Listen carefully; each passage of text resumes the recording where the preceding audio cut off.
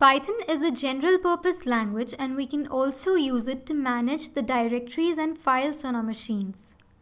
With Python we can figure out where we are and we can also change this. This is the current working directory now. And once here we can find out the contents of this directory. Let's create our own directory with make.dir and then rename it to Mr. Grinch. Let's create a file christmas.txt in this.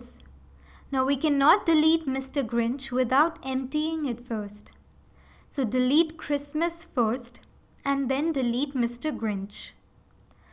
We can also join paths to make a valid path or split a valid path into parts. Is this a valid path? Yes. Let's create a file 4.txt in the documents directory. Now is this a valid path?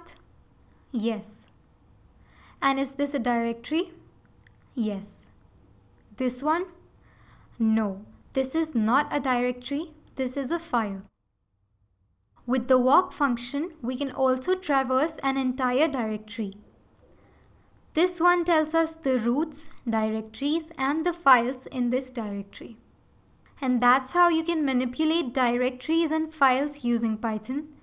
Try writing a script for a task you would normally do by hand, and that consumes a lot of time.